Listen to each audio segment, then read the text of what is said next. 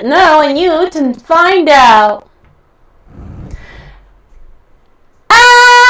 Hello everybody and welcome to Penelope Possum channel with me, your hostess Penelope the Possum. Trying to find a good music.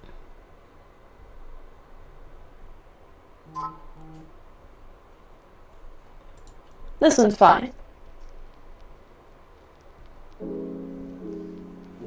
Alright. So,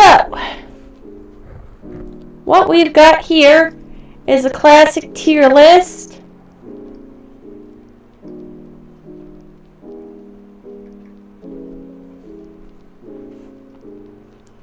We're going to rate every toy from Poppy Playtime. Because remember, Playtime Co. was a toy factory before they went all crazy. Right? So in essence, in the universe, all these toys should make sense in some way.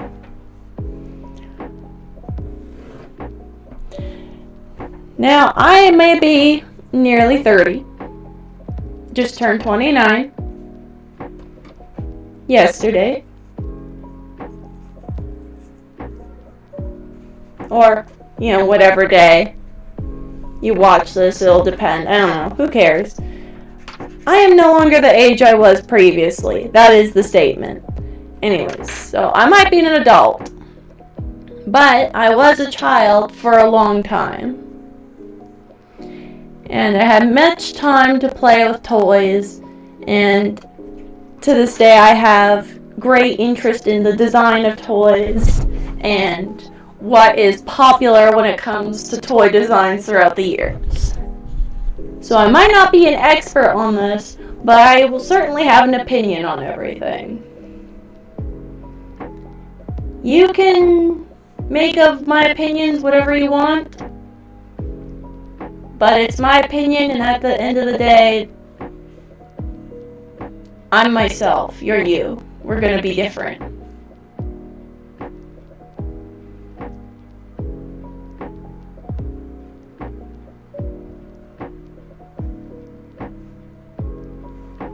Alright, so first off, we'll start with Miss Delight.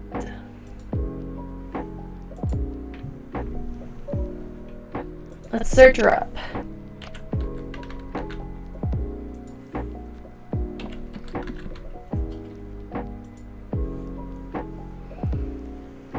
Alright, so she is a teacher type toy made for the play care. I don't think she was meant to be a mass-produced toy for the general market, but I'm still counting her, and even some of the rejected toys. Because, they were designs that were at least considered, and hell, even some mock-ups were made. Hello! So, from a design standpoint,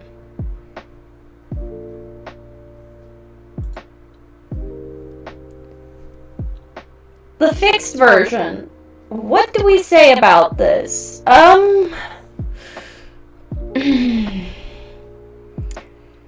She's got a very big smile. For some reason, she gives me the same vibe as those little, speaking spells, or like a leapfrog toy. I don't know why she gives me that vibe. I think it's because she's like a learning thing. She's an edutainment thing.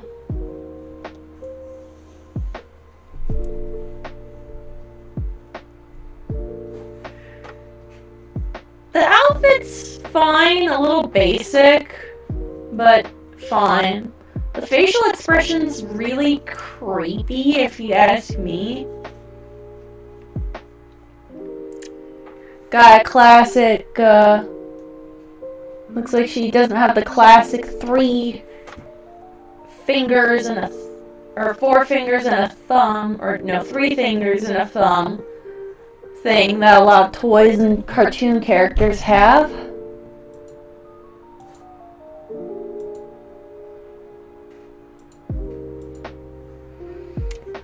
She's got 4 fingers and a thumb, plain brown shoes, a polka dotted skirt that looks like it ties up at the top, a yellow shirt with a red tie, and a blue overall type thing with an apple image printed on it. I'm gonna be honest, her outfit's kind of all over the place. And me personally, I'd be a little scared of Miss Delight as a kid. And I guess she might not have been designed to be a wide release toy, but she was still a toy designed by toy makers, so she should be, in the very least, somewhat appealing. Looks like a nerdy teacher with a Silent Hill smile. That is a great description of her. That is so accurate. Okay, so Miss Delight, I'm gonna put her in like D. She's pretty bad.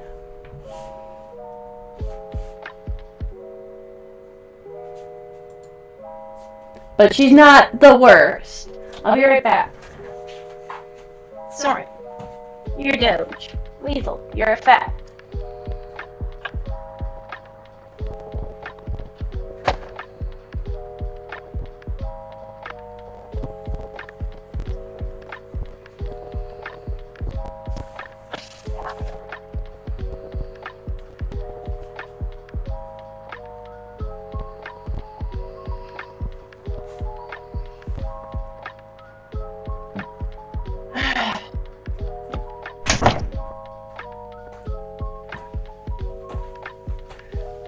Yeah, there'll be worse. Alright, the next one is Pianosaurus. Here he is. As we can see, Pianosaurus much lives up to his name. He is a dinosaur. More specifically, it looks a bit like a Tyrannosaurus, who is also a piano. He has a wide smile and small eyes and multicolored claws and ridge horns and just horns in general. I think the smile's a little cuter here because it's a piano, so it's a lot less hostile looking. Apparently he's a theropod.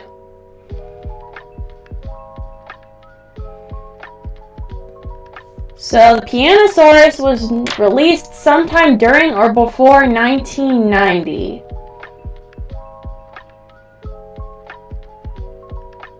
There was supposed to be more, but I don't think the other members of the band ever got made. So it looks like something for Monsters Inc. A little. It looks a little like something from Monsters Inc.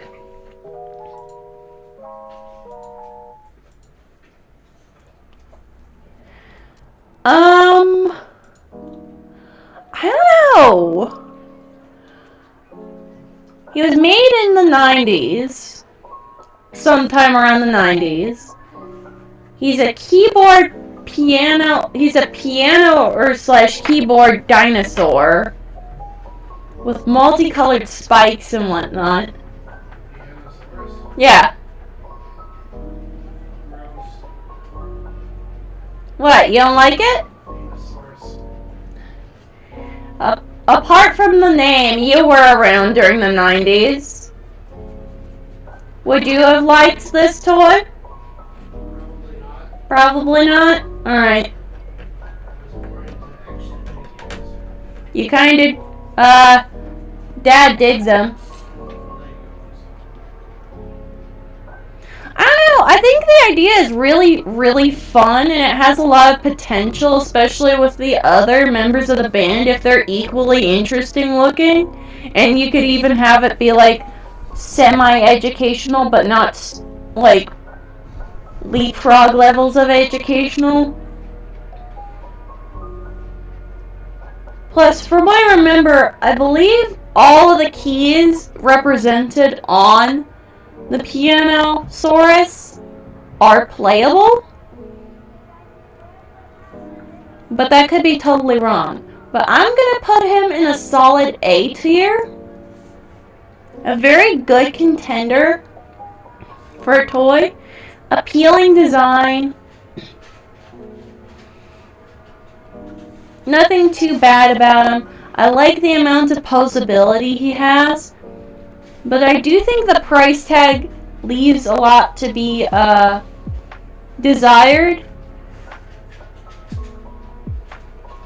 As for the ability for something like that being made and sold and enjoyed in the 90s, I could see it. It feels very 90s.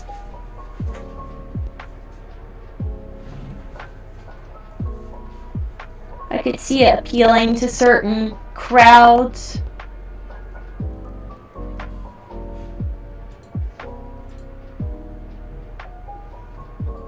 Excuse me.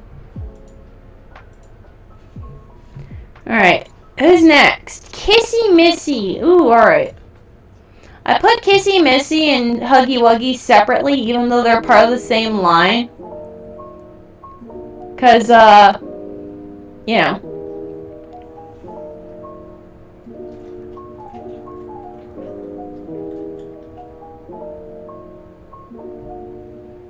Alright, so Kissy Missy was created in 1985. I don't know much about 85. I don't know anybody who knows anything much about 85 that I could contact immediately and easily. Yeah, just for fun, let's look up toys from 1985. Oop.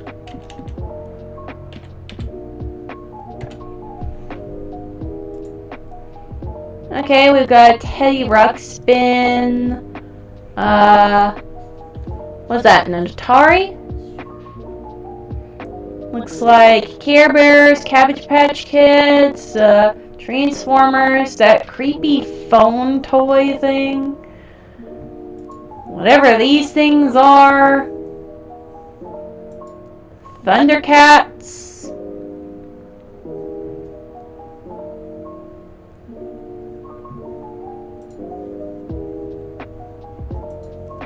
Okay, here we go.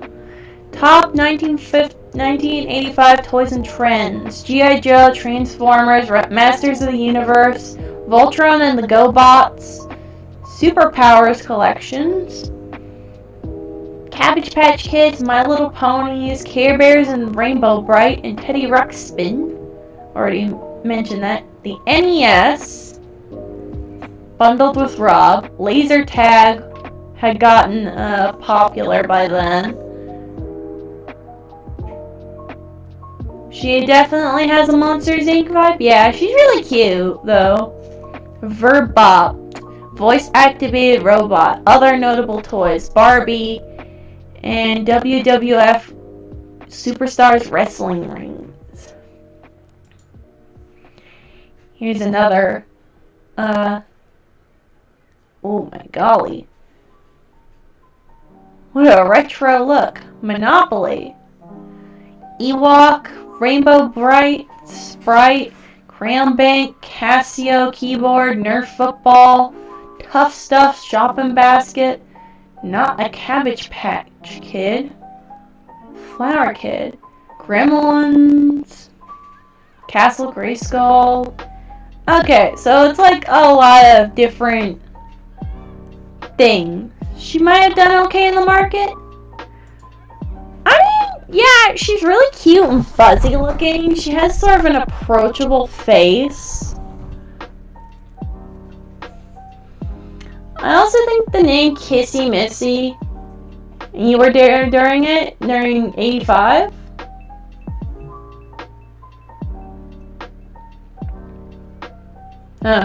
Wow, alright. But yeah, I don't know, I could see the design maybe doing well. not the most cool look. And it might not have done super well in the mid-80s. But, you know, I could see it being something that is made and sold in that time period, maybe. And since someone who was around during 85 said that she might have done okay in the market, I'll take that with a grain of salt and put her also in A.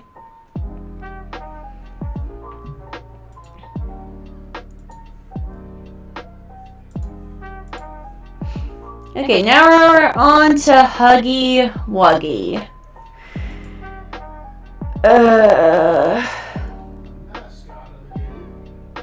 One of them.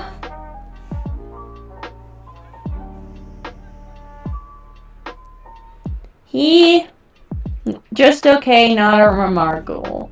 Yeah. I might put her in a B actually. Cursed Tickle Me Elmo vibes is perfectly descriptive of Huggy Wuggy. Okay, he was made in 1984. So he was made a year before Kissy Missy was. So we can make all the same points.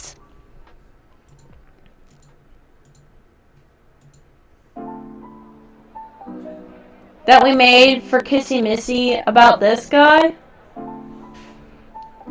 Except, I don't know, there's something about Huggy, specifically his design, that it doesn't click with me. I don't see this being a popular design. He's not very visually interesting. And he looks really fucked up in a way. Kissy Missy works. I don't know why, and I think it's because she's pink and has eyelashes. So the lips make sense. Huggy Wuggy just has big, thick red lips, and he makes him look like a gollywog. In a bad way. There's nothing wrong with looking like a gollywog on its own. It's just... it's a look.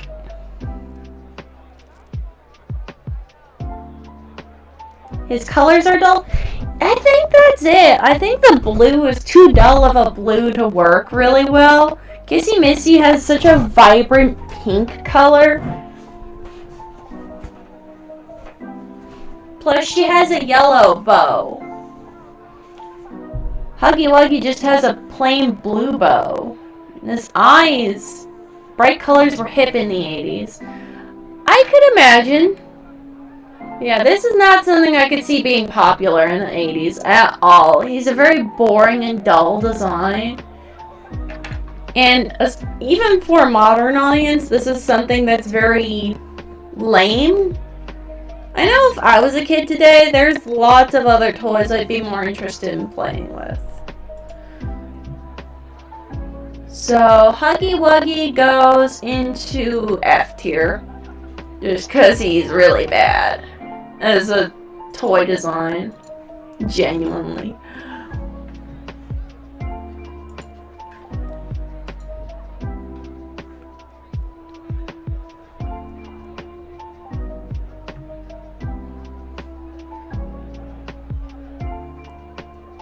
I did not mean to do that.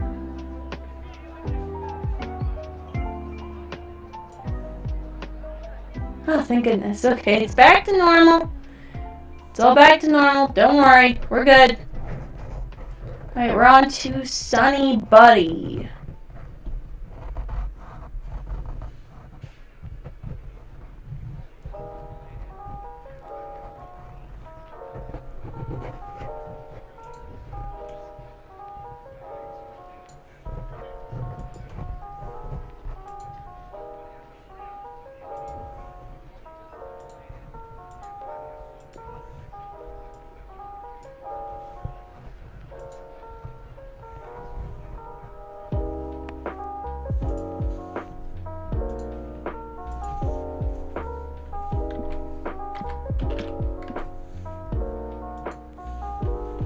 Here we go. Sunny Buddy.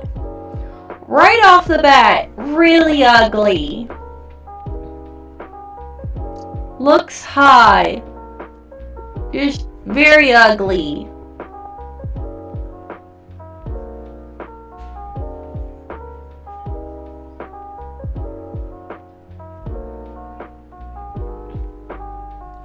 Now, this is not a toy that was actually produced this was not a mass-produced toy. This was a toy that was made in trial and then immediately rejected.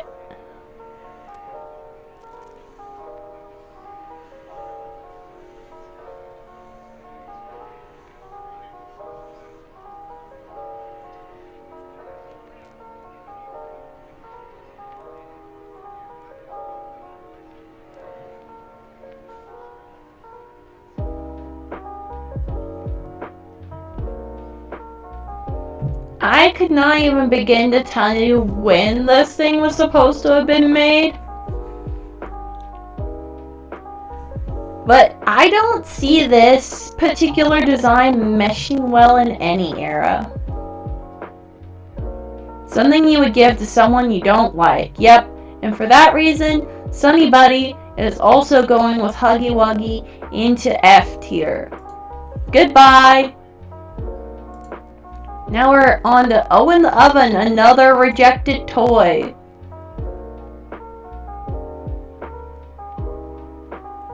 This is a toy that was rejected because multiple children received third-degree burns during testing.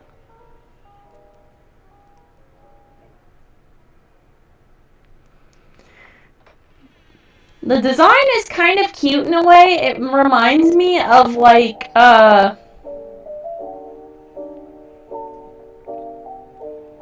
Easy Bake Oven, but it has more personality.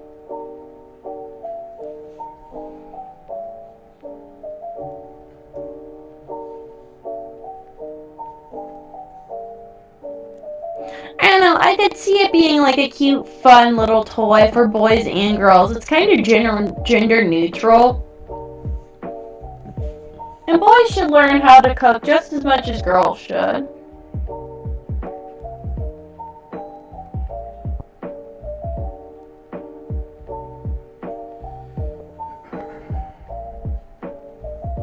It's cool as hell, yeah. The third-degree burn specifically does remind me a lot of like why Easy Bake Ovens were kind of shelved. You know? Because people or kids were burning themselves with them. Angry Oven, that's great. It is. It's a fun idea. I'm gonna put it in B because it's a good idea, but it's meh. It's a good idea, but it's not like the best idea. I could see it being popular during the time that Easy Bake Ovens were popular.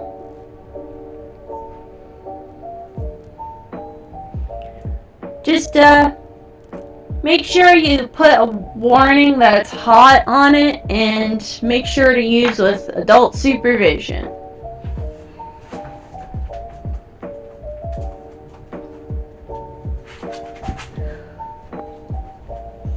I wonder if it's like an actual like oven, like if it has heating elements and stuff. It's a fun idea.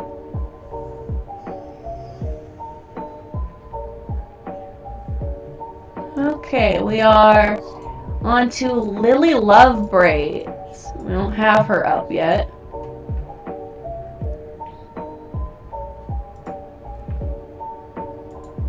Alright, here she is. Alright, just off the initial design. The doll is interesting.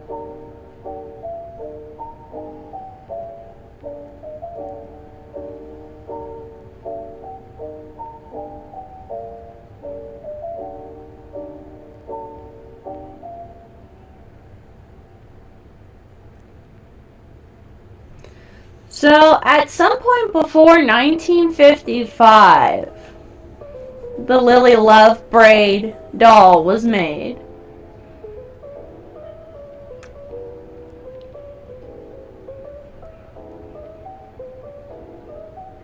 She looks like she would have done well. Honestly, yeah.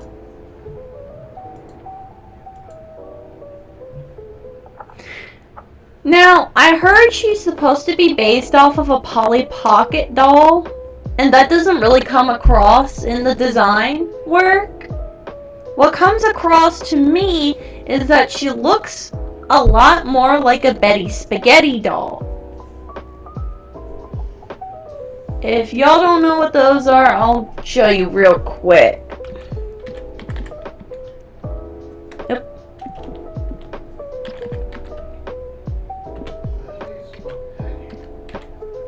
No.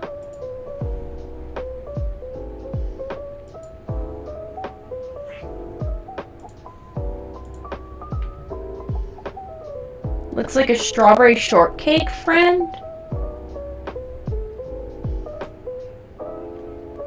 Maybe?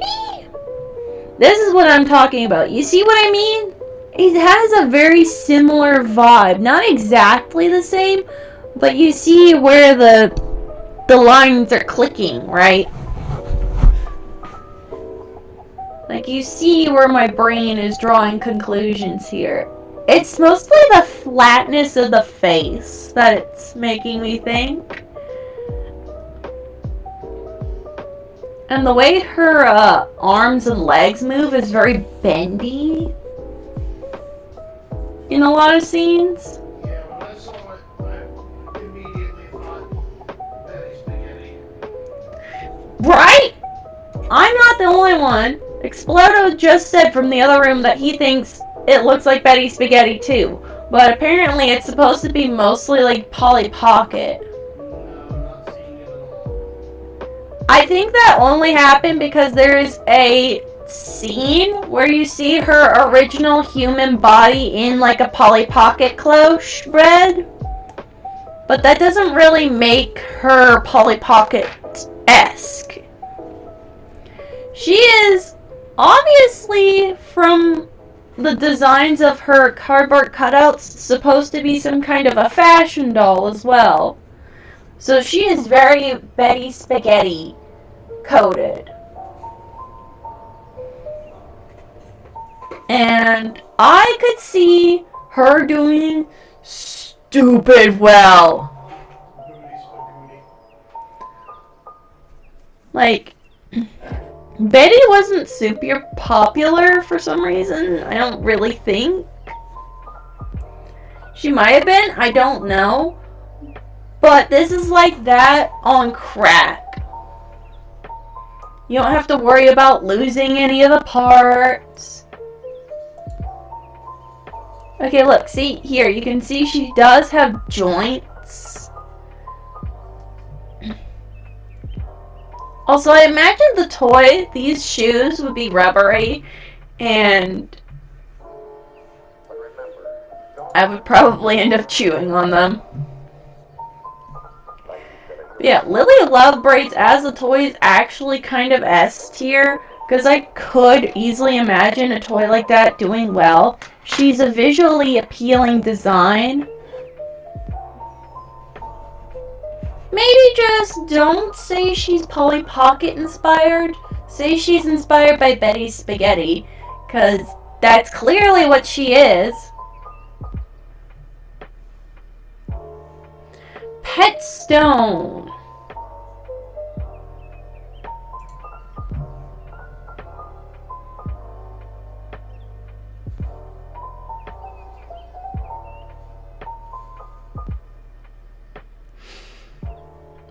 It was a toy that was rejected due to lack of understanding of the concept.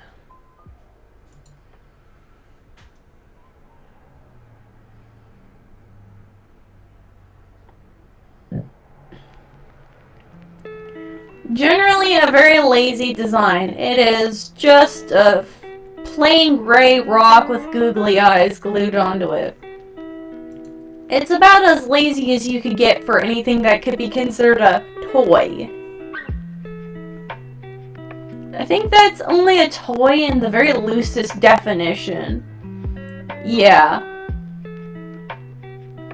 But the funny thing is, pet rocks were popular once. I think it was sometime in the 70s that there was like this big fad with pet rocks. But I know there was a point in time where pet rocks were a thing.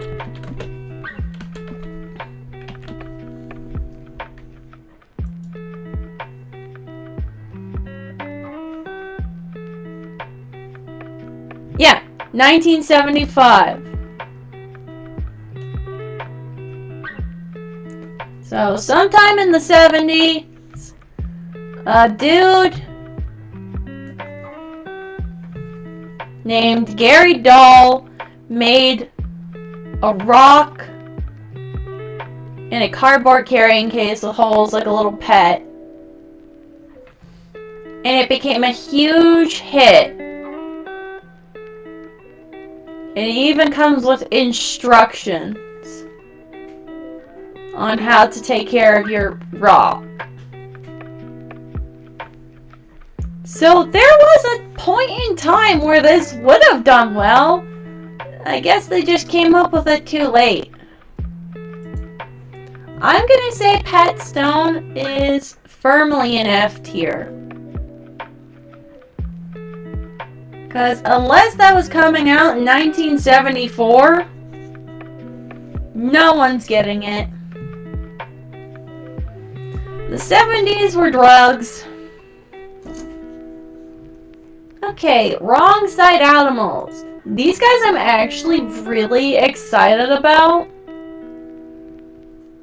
The idea is they're little critters that you can flip inside out or wrong side out, and then flip them right side out.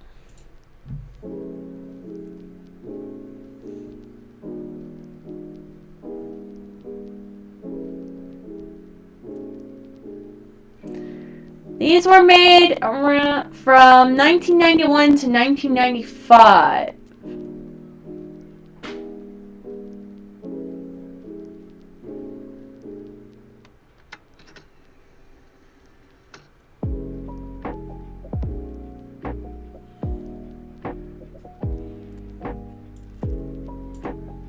Here we have some like actual plush designs here. The big one doesn't have an actual in-game counterpart, which is sad, but understandable.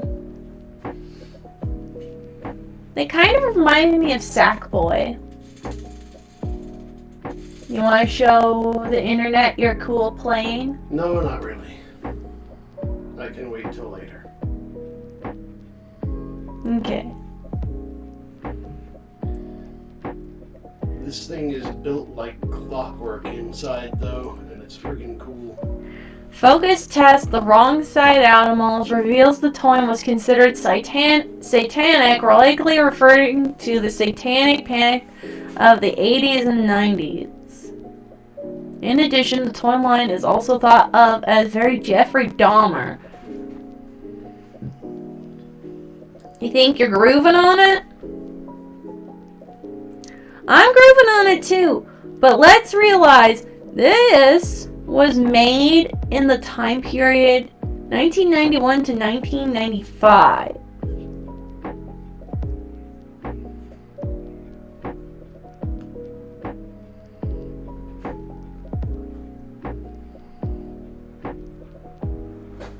Now let's think. In the 90s, would a plush toy animal that flips inside out to reveal like guts and stuff been alright with the people? Yeah, they had all kinds of grotesque, gross toys back in that day. Really? Even with the satanic panic going on? I want you to look up something. I can't. Let me look it up real quick. I'm gonna see if I can find it. Okay, hold on. I know there were gross toys in the 90s, but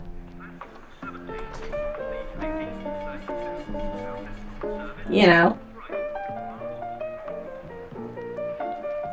It reminds me of something that would have done really well in the early 2000s for sure.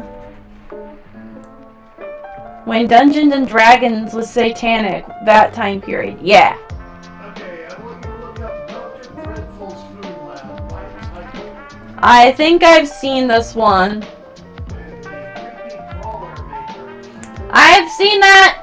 I've seen advertisements for that. Yeah. The Incredible Edibles Fright Factory. But yes, this reads as a toy line that would have done really well in the early 2000s, for sure. At least, in my opinion.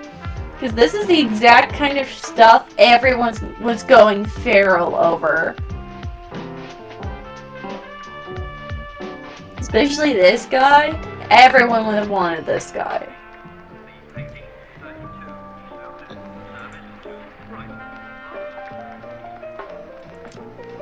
I'm gonna put it at a solid C tier because it's a cool idea. I just think it might have had a little trouble, especially since in game there was issues in the focus grouping, but you know, those focus groups often have a bunch of fuddy-duddy old church ladies that don't like anything anyways. Not that there's anything wrong with being a church lady.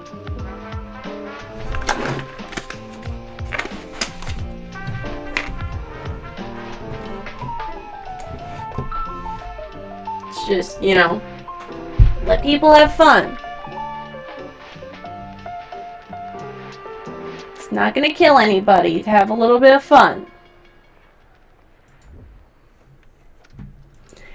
Alright. Now,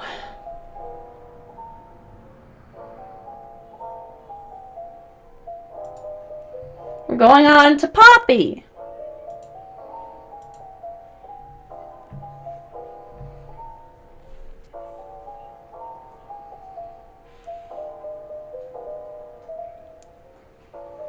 The time period that Poppy was made was the 1950s. 1950s specifically.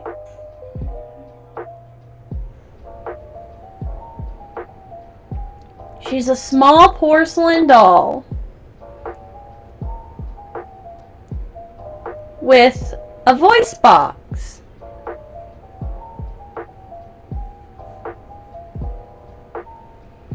One of her main features that was advertised is her hair that is sturdy and doesn't fall out when brushed.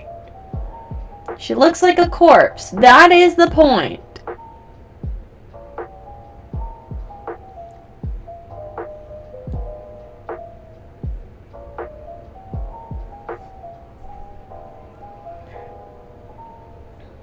She kind of is a corpse. At least the, this one. In a way. Yes, one of the two main features of the doll were sturdy hair that doesn't fall out when brushed, that smells like poppies, and the voice box. Considering she was made in the 1950s and she had a voice box, I'd say she would have done really well, because porcelain dolls were still pretty hot back in the 50s, I think.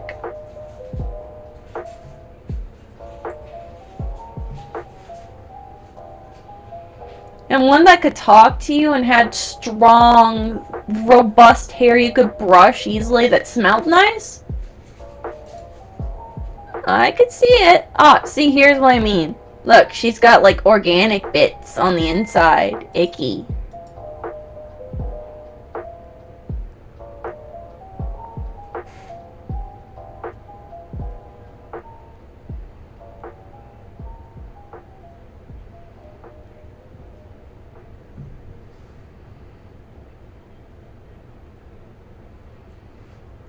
But yeah, that, you would imagine a hefty price tag on it.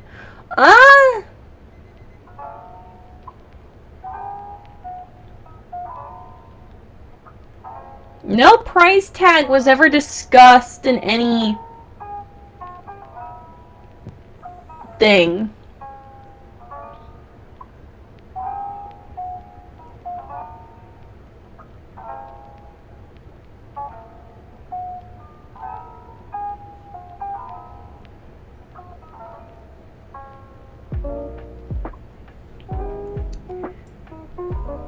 But yeah, I could imagine Poppy being insanely popular at the time she came out. My personal opinion has changed of her a lot. I used to think she was really cute, but honestly, I'm soft on her now. I don't really like her all that much. I'm not super into dolls, I'll be honest. Plus, she's really fucky throughout the game. And does a lot of shit that's just hard to understand.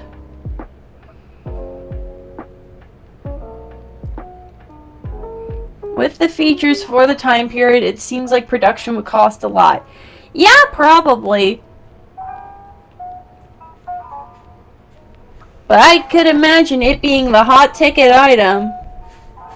Because remember, this is the toy that put Playtime Company, on the map.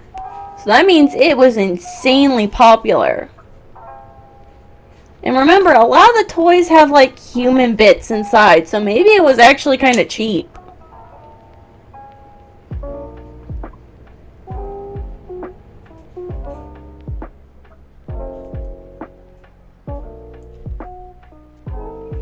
You know?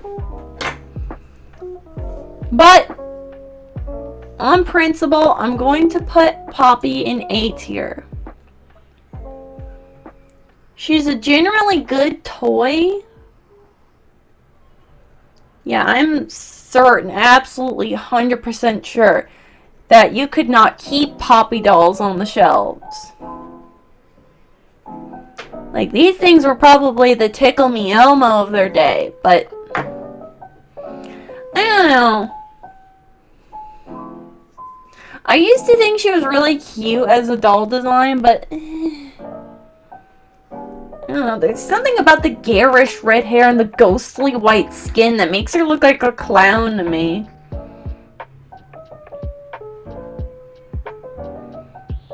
Also, the dress is kind of weird. Like, why is it blue? I guess her eyes are blue? But I feel like you could have, you know, tied in more of the red, maybe? Or, I don't know. There are just some design details that are questionable. Alright, now we're on to the Smiling Critters. The Smiling Critters were created in 1989. Now, as you might know, 1989 was around the time when things like My Little Pony and Care Bears and things like that were really, really popular. So a bunch of cutie little critters with funky little medallions and personalities relating to those medallions and their names. Absolutely a brilliant idea. And another thing, each of them has a scent meant to help calm you down and just generally smell nice. So it's a bit like a strawberry shortcake doll too. Dog Day was vanilla scented, Bobby Bear Hug was rose, Kickin' Chicken was ylang ylang, Hoppy Hotchkotch was peppermint, Bubba Bubbaphant was lemongrass, Picky Piggy was citrus, Lemons. Crafty Corn, which is a unicorn who is crafty, is jasmine, and Catnap was supposed to be lavender, but accidentally got sent out with red smoke instead of lavender scent. Now, you might know something about the design of the plushies here. They're really fucking creepy. Like, just the body is fine, but their faces are terrifying. The entire idea is brilliant. It would have sold like fucking crack cocaine on a street corner back in those days. A scented cutie animal with a defined personality trait tied to a medallion around their neck. That is exactly what would have been popular back in this day and age. But their fucking faces are terrifying. Yes, they would have been great for the time if it wasn't for the faces. I understand that they have these little speaker things so that they can, the scent on you or whatever. But you could have made the mouths smaller, like a normal sized smile or something. Or just had scented beads in them. Or scent the fabric. Or hell, the medallion could have been scented.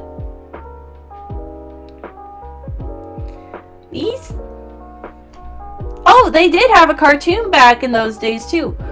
But look at the fucking face on the actual toy. In the cartoon, they're very cute, I guess, is a word you could call them. They're less scary in the cartoon because they have like these white parts. It makes them less scary looking, but not by much.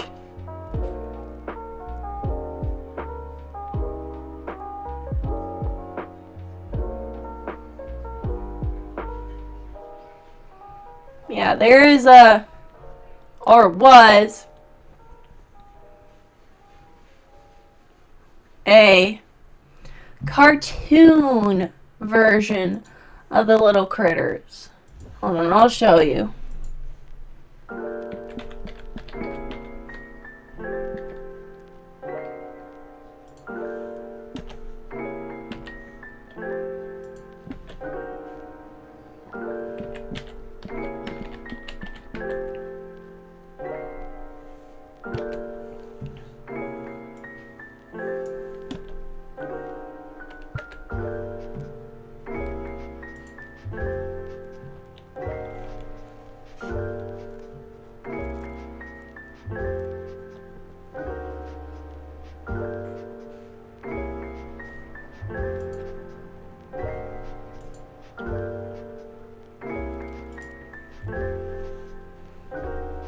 Give me a sec.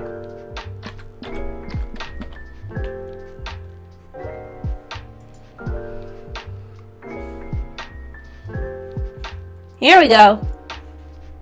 Gonna pause the music for a sec. Looks like we're gonna have to find a new music. Here's a clip from the cartoon of the Smiling Critters. I wait every day.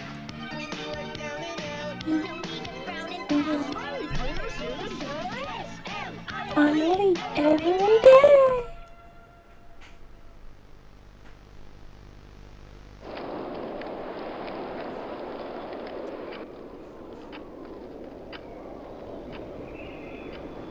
The wind's really scary. I can't sleep. Hey, we'll be okay, guys. I promise. All winds blow away. Eventually.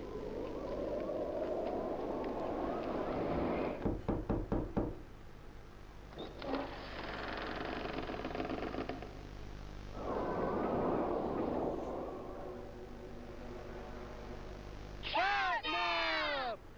Please, help us go to sleep, Catnap. We need it, Catnap. Please help us. Sleep, sleep, sleep.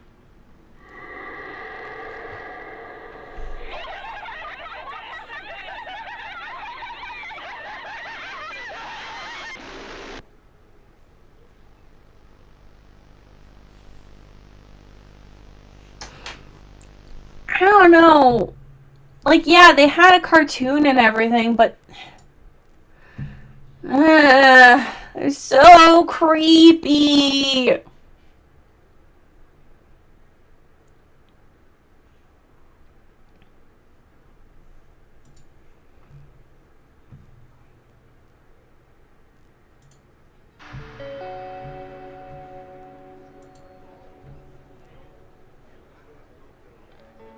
Like, they're so creepy.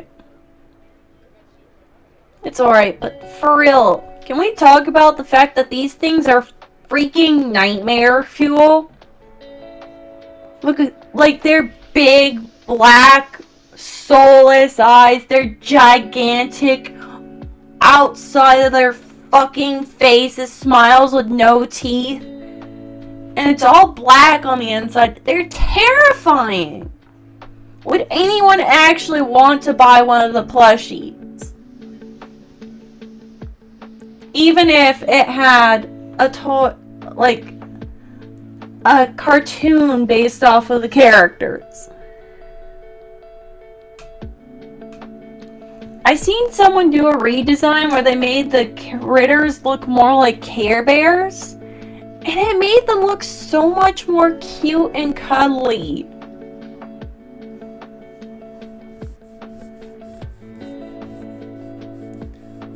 From a concept standpoint, these would have dominated the market in '89. From an actual design standpoint, they fail on every point.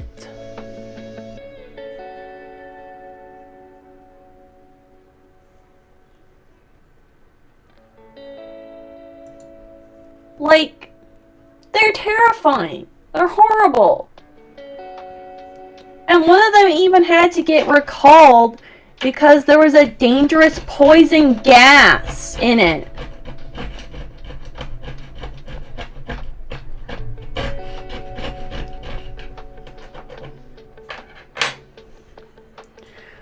I'm sorry, I gotta put the smiling critters in D tier. Aesthetically, a nightmare. Conceptually, would have sold like freaking crazy if they did it right. But they didn't. They didn't do it right at all.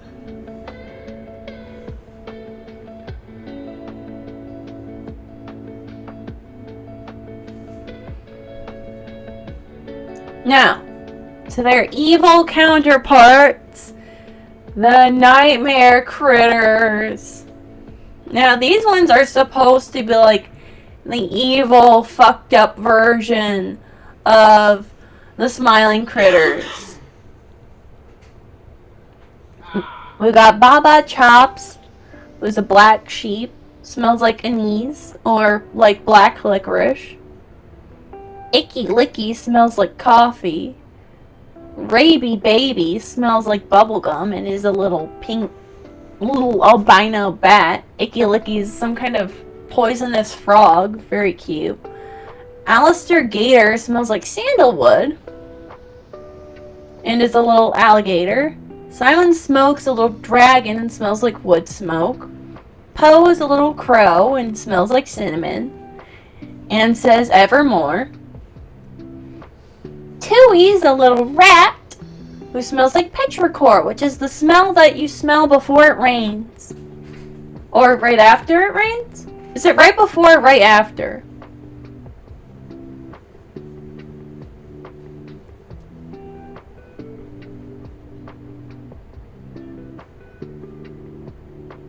I think it's before. And Maggie Mako was chocolate. Now, I'm okay with these designs for two reasons. First off, a lot of them have teeth, and the ones that don't, it makes sense for them not to have teeth. Like the crow and the frog. The giant unnerving smiles are still creepy, and the flat black eyes are still creepy. But they at least have like lowered eyelids. And they have more unique scents. scents.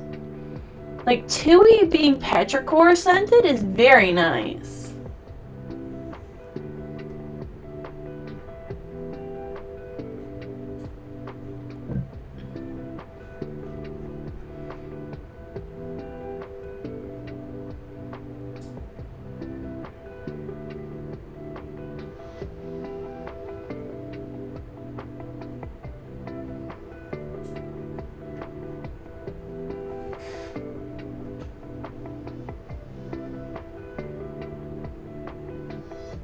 The shark is terrifying. Yeah, the shark is pretty creepy. But like creepy in a cute way, I guess. I feel less strongly about these than I do about the other ones. Gonna take a wild guess. Yep.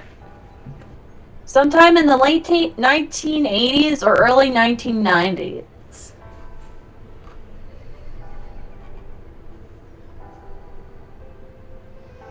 They're all unsettling, but the shark takes the prize. Yeah. They're very unsettling little critters. But, you know. That's what we got. I'm gonna put them right with smiling critters, because they're basically the same thing.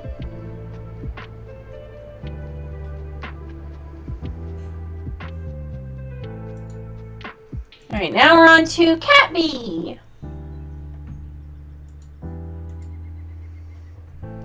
A very cute idea. The toy was made during the 1980s and 1990s. A little Catbee hybrid.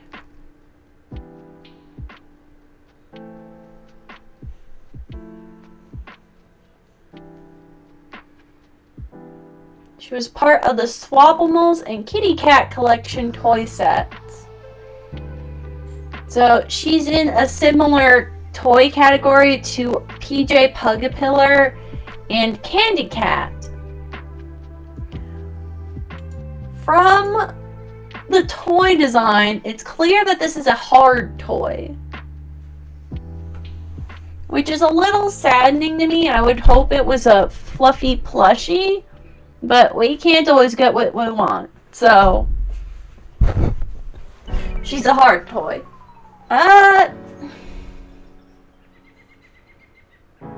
For the 80s and 90s, I don't know.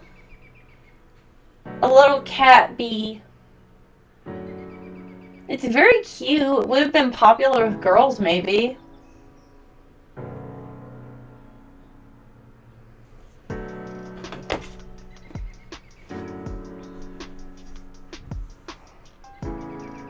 It is interesting.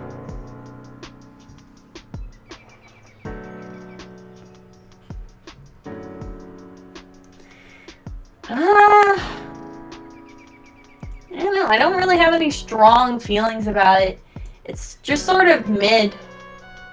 Catbee is mid. Sorry, guys. Like, it's a cute idea. It's just, you know, also at the same time, like, not all that interesting.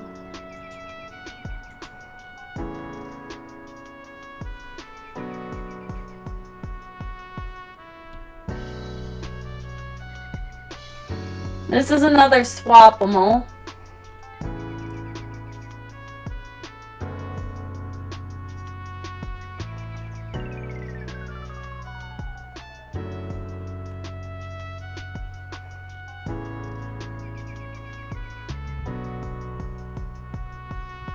This is another one in the 90s.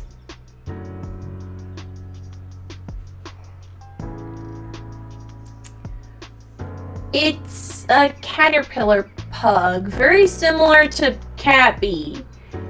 You know, it being a bug animal hybrid.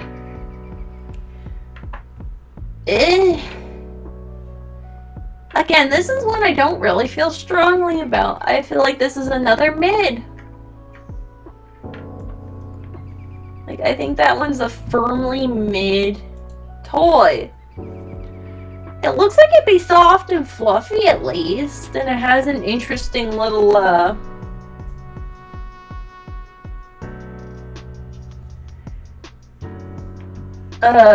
feature that you can attach more and, you know, make it longer, but I don't see getting much playtime out of that. Maybe good to snuggle, but not so great in general. Okay, now we're on to Mommy Longlegs and Family. I'm doing the whole line for this one, just like the Nightmare Critters and the Smiling Critters. A little cuter than Cat B, but still kind of meh. Yeah. I'm gonna say it's a C+. It'll still be in C, but it'll be like that, there.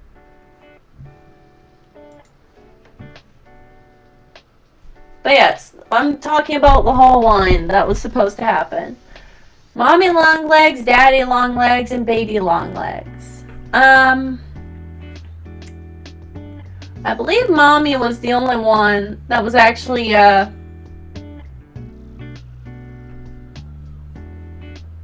made. The Family was made in the 90s. They're these super stretchy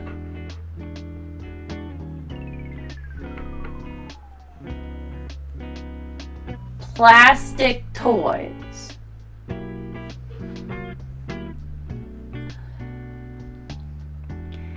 This kind of reminds me of, hold on, I gotta find them.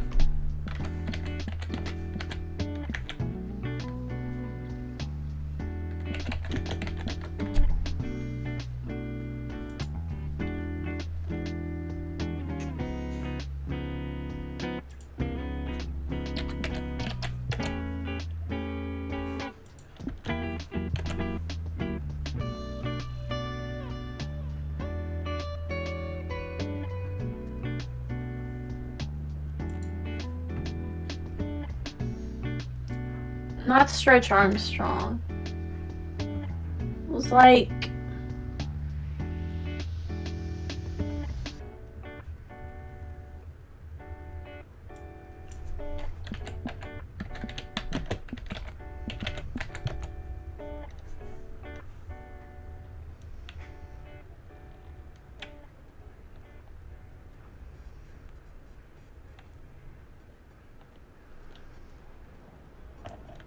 You guys know the ones I mean.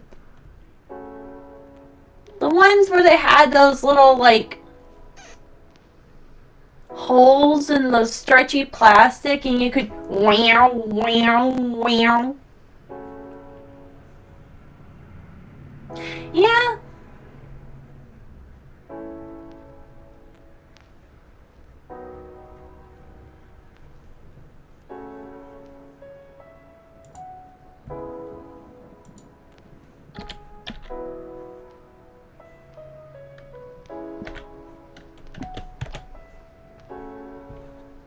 These guys. This is the exact thing I was looking for. Perfect. Okay. So you guys remember these kinds of toys where they were like really gummy and stretchy and stuff? That's what she reminds me of, except take it to an extreme.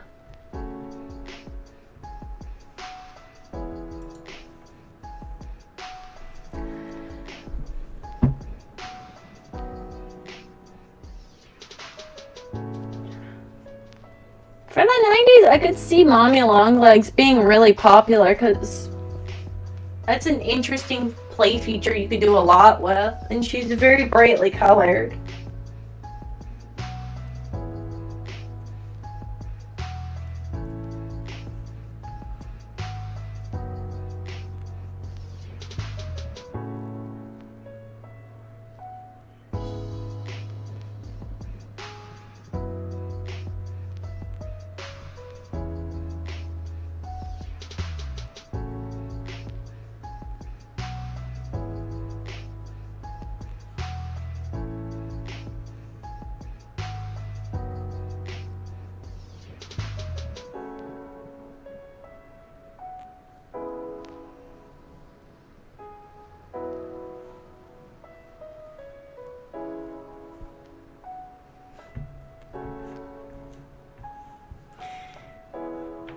the design is visually appealing in a way. And I believe her design was supposed to be more based off of Betty Spaghetti because of the spaghetti-like hair. But the only issue with that is that Miss Elizabeth Spaghettitress was not really all that stretchy.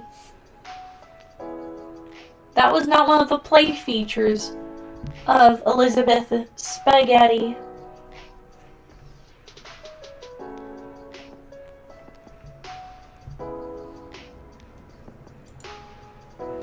So for the Longlegs family, I'm gonna put it in A tier, I guess.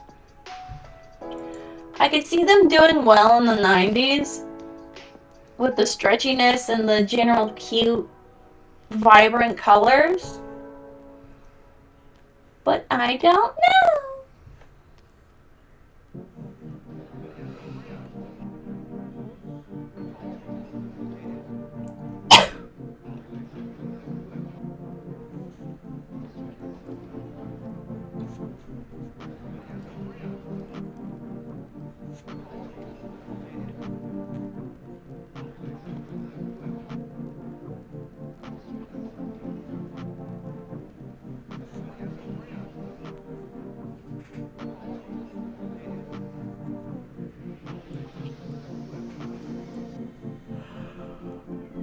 So apparently, this is supposed to be like a marionette toy of a daisy. No.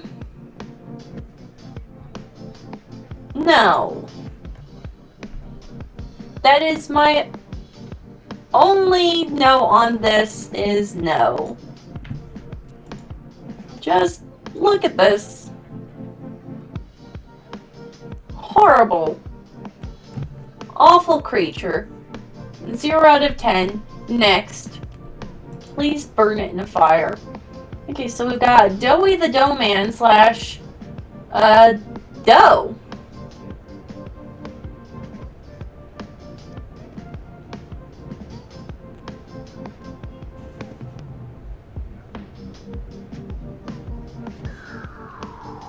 So Doughy Dough was made in the 1950s.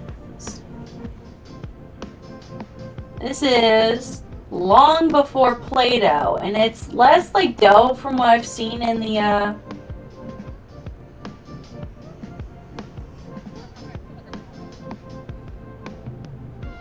don't know. It's said it's a moldable dough, but in the commercial it looked like more of a silly putty or slime. But they might just not have been able to get a hold of anything that was like dough-like at the time. Honestly, Doughy the Dough Man, I could see doing really well in the 50s. He's nice, simple, really cute design.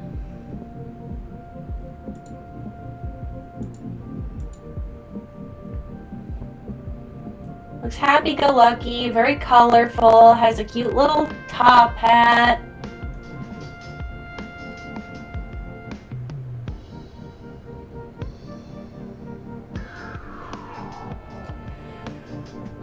Yeah. And the dough he represents, I think, would do really well during that time period. A moldable clay dough is very fun.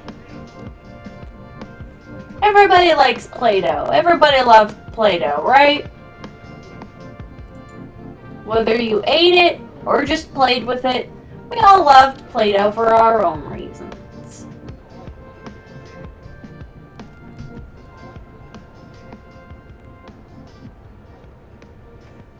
Hold on, that's not who we wanted. We wanted you.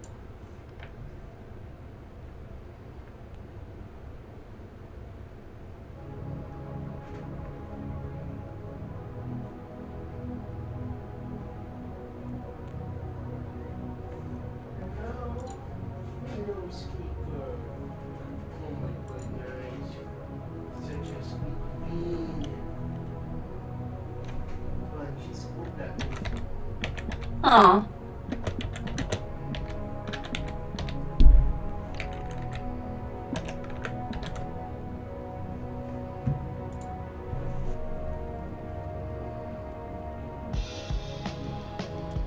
I also forgot Braun.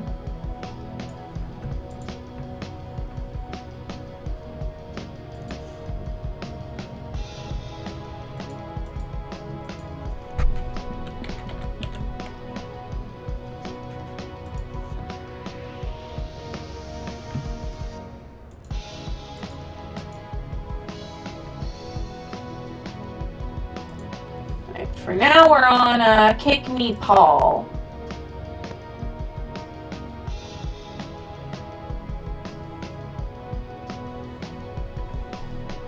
Kick Me Paul, otherwise known under its rebranded name Push Me Paul.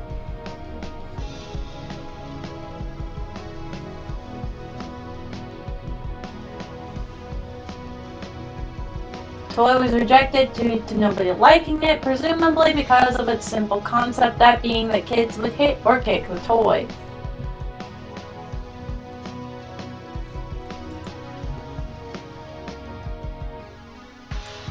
It's easy to see why this design was rejected, because that is an incredibly simplistic idea for a toy, and honestly not that great.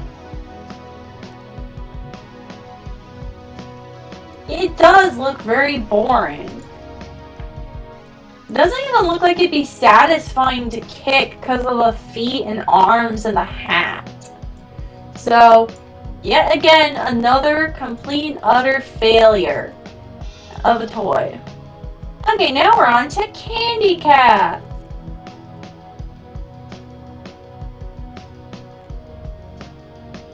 This was made in 1979.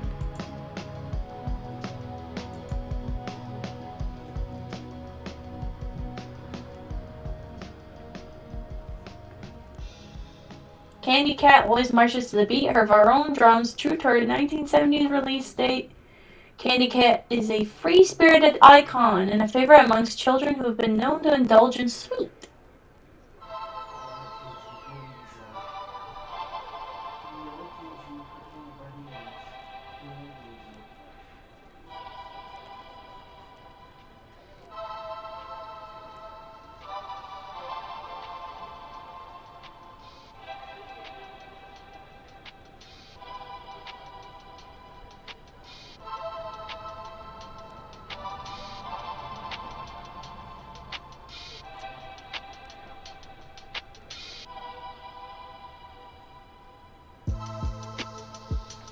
But yes, Candy Cat is a part of the Kitty Cat line. And is sort of a candy-eating cat toy.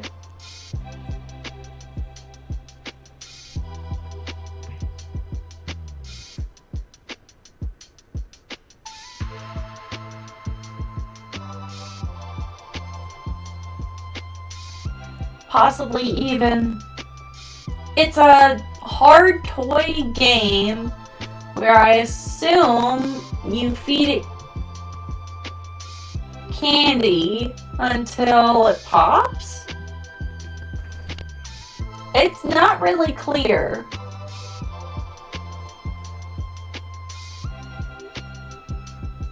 Candy Cat is a toy that kids could feed. Would place gumballs or other candy in her hat at the top of her body and roll out through her head out onto her tongue anytime her tail was pulled.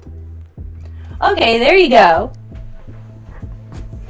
So the idea is you open this hatch here on the back, put candy in, and it whoop, out onto the tongue. Bam! That's what it does. That is really stupid, actually. Why is this one so popular? It's a really boring concept for a toy again. A lot of mid toys, honestly. It's a very mid toy, that one. Go away. Ah, we're into Yarnaby now. Okay, Yarnaby.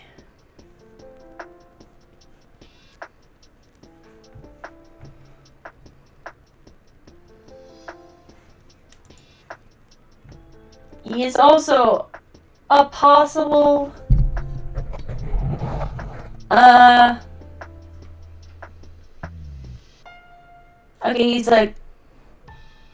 he's a creation of the 70s, in case you couldn't tell. A lion with a heart of gold that touches your soul, originally released as part of a Wild Lace conversation campaign in the 70s. Yarnaby has seen regular releases in the years since. Believe us when we say Yarnaby wants nothing more than to make you in its entire world.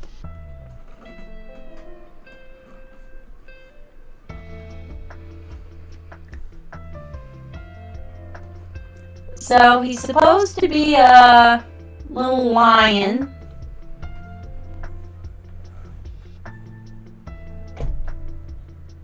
Made out of yarn. The design of the toy is pretty cute.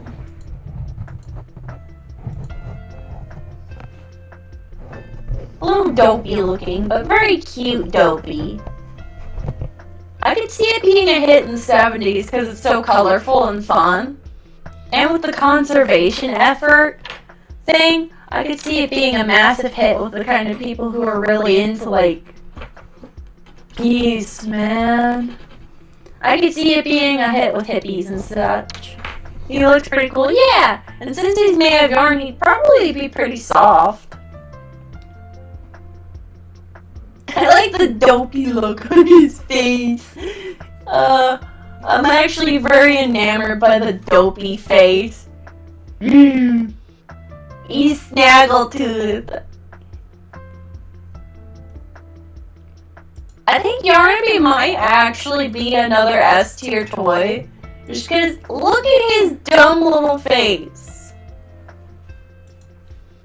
Look at him face. Has a single thought ever crossed behind those big bug eyes? No. Not a singular thought has ever crossed behind those big old bug eyes, has it? Head empty, no thoughts. Only yarn. Delightful little fellow. Okay, this is another rejected toy. It's a surprise hare. They were supposed to be small, like, blind bag collectible toys before,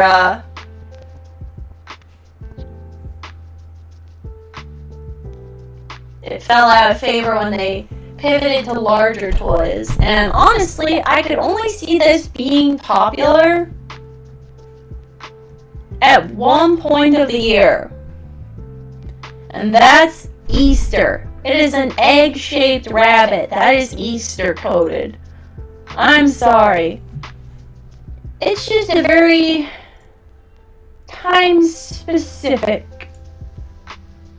toy. Not bad, necessarily, but too specific to a time period. Braun the dinosaur.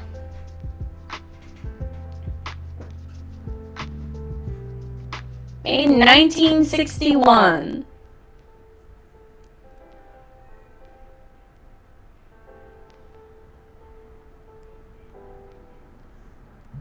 Nope, boring. Surprise here? Yeah, honestly, very boring. I could see some minor sales around Easter times, but generally boring. Not the worst. Not as bad as Kick Me Paul.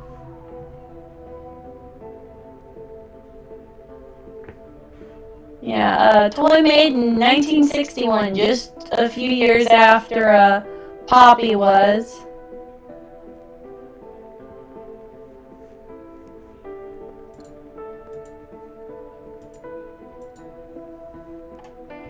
From the look of the toy, it looks like an articulated primary color dinosaur.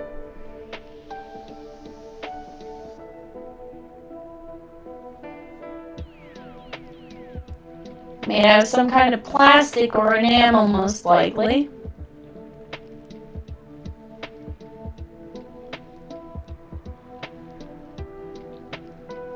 for the 60s, I could see it being popular. And it's a nice, simple toy. That should have done great. Brawn?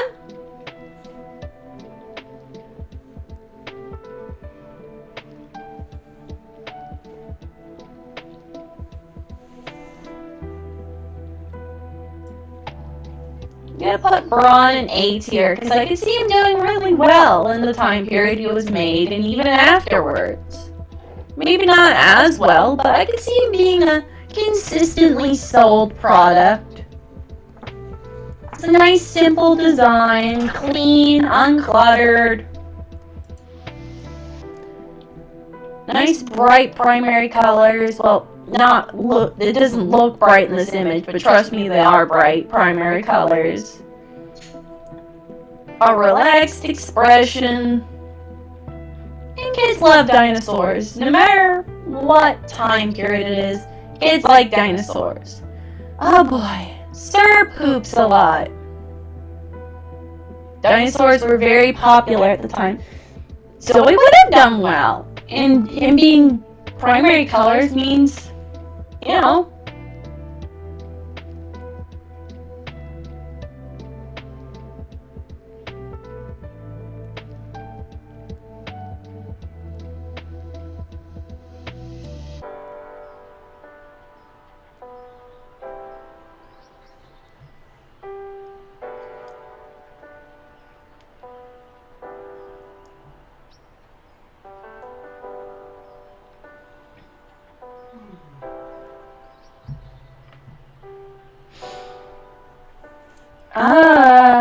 this reminds me of a more modern toy.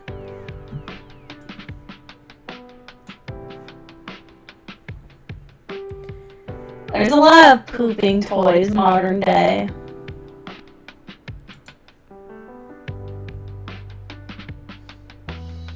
Okay, we're going to Boogie Bot. Made in 1993. Okay, already off the bat, since it's a little dancing robot toy, and it was made in 1993, I'm gonna say Boogie Bot sold like hotcakes. This toy was the toy of 1993, for sure.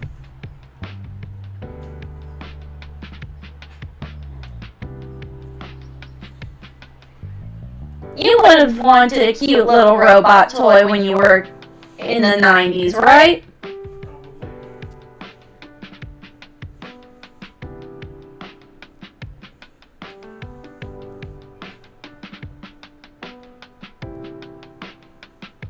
Definitely, yeah.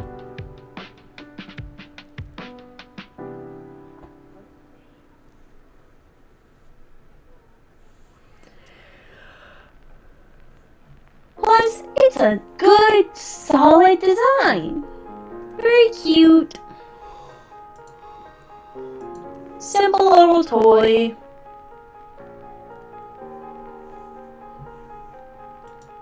I can imagine it being really fun.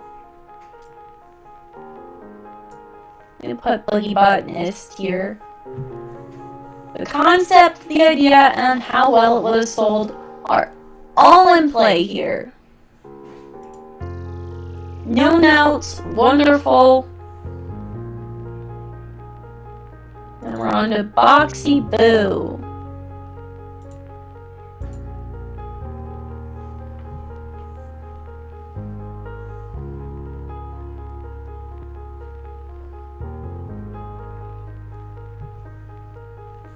The toy was made in 1966. Alright, so 66. That's around the time of Jack in the Box might have been popular.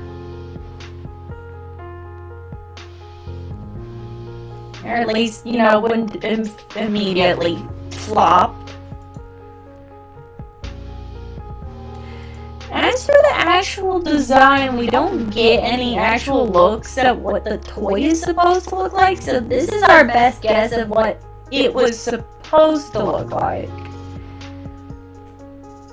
So it looks like it's Jack in the Box-esque, but with hands and feet It kind of reminds me of those, like, locked up monster toys, if anybody remembers those. Well, I could probably look them up.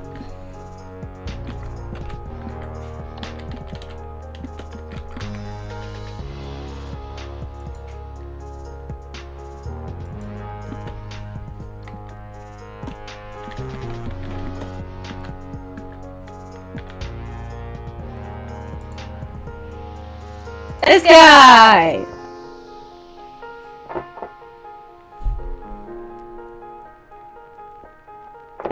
My Pet Monster. Yeah, he would have done well in the time period, and he reminds me of My Pet Monster in a way. I don't know why. I think it's the chains that make me think of it.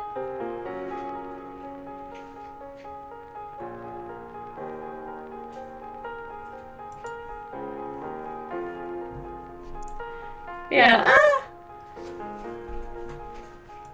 Concept-wise, it's simple. It would sell, just not like a super hit. Yeah. You put him in B tier, along with Kissy Missy and All in the Oven. A toy that would have sold, but not like sold super crazy. And last one is Bunzo Bunny.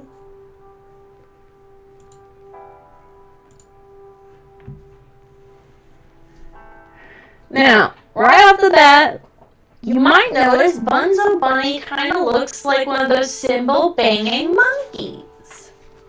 That's because I think he was based off of that.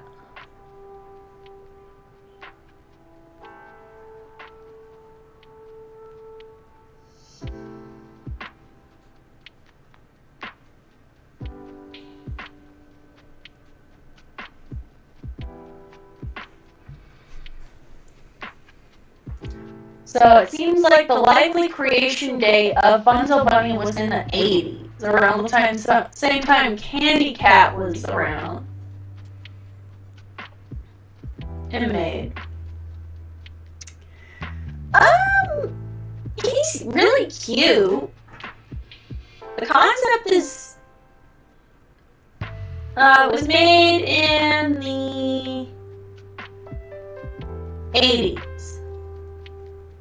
Possibly after Candy Cat, so sometime in the 80s, like late 80s-ish.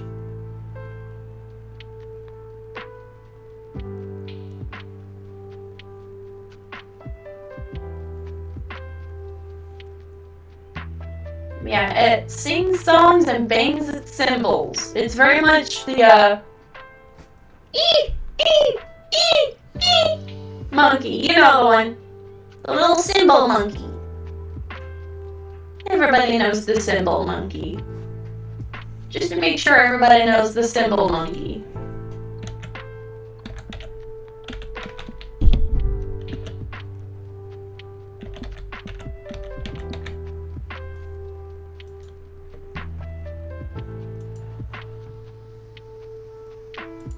This guy!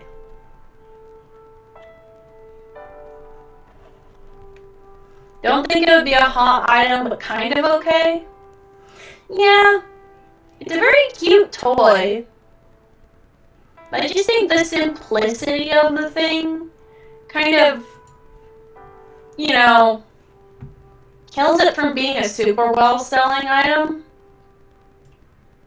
But I think it'd do pretty well around, like, Easter. So that goes in B. And that's the list, everybody. That's everything. We've got Lily Love Braids, Doughy the Dough Man / Doughy's Dough, Yarnaby and Boogie Bot in S tier, Pianosaurus, Poppy, the Longlegs family line, and Brawn in A tier. S tier is like great toy, perfect for the time period, would have sold crazy. Great design, no notes. A is good toy, maybe some notes on design, you know, other things. B is getting slightly less is clear on the ideas and such. C is, okay, we're getting kind of mid here. A lot of things are not falling right. D is, alright, come on, what are we thinking here? And F is, oh god, what were you even thinking? In C tier, we have wrong side animals, PJ Pug Pillar, Cat being Candy Cat. D is Miss Delight, Sunny Smiling Critters, Nightmare Critters, and Surprise Hair. F is Huggy Wuggy, Sunny Buddy, Pet Stone, Daisy, Kick Me Paw, and Sir Poops a Lot. That's every single toy that has been seen or identified in Poppy Playtime. I am probably going to update this when the next chapter comes out if there's more toys.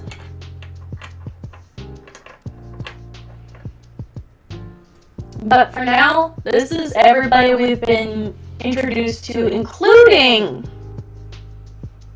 toys that are, you know,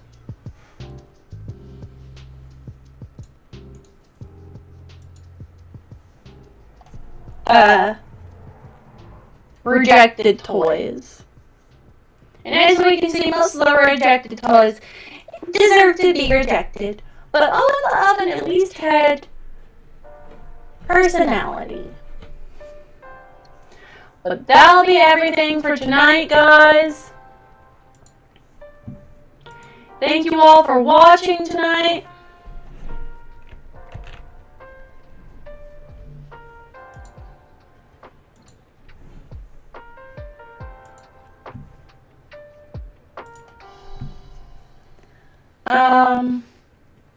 Remember to stay out of traffic, stay out of small spaces you can get trapped in. Stay hydrated, stay feral, my friends. And stay awesome, feral friends. No, you know what? Stay silly. And You were way too cute. yeah, you're cute. And stay awesome, feral friends. Good night. Thank you for the happy birthday wishes. And I'll see you guys next Tuesday, where we're definitely going to be doing something a bit more interesting. Oh, hello, Fluttershy. But this is Possum, signing